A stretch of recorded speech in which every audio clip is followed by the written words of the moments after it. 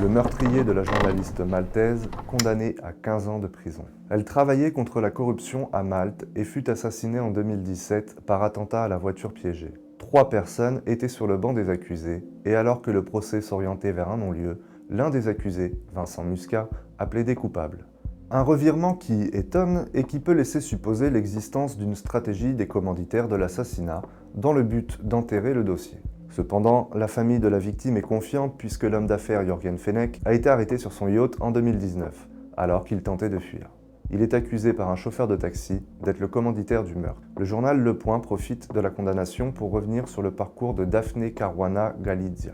Rappelons d'abord que sa mort est due au fait qu'elle combattait les malversations financières qui font tant de mal à nos économies. Corruption, trafic d'influence et détournement, des pratiques nuisibles au bon fonctionnement des services publics, des entreprises privées, ainsi qu'à la fiscalité permettant de faire fonctionner les États et la redistribution des richesses. Son enquête a débuté par l'analyse des éléments maltais publiés lors du scandale des Panama Papers. Elle a ciblé des faits de corruption.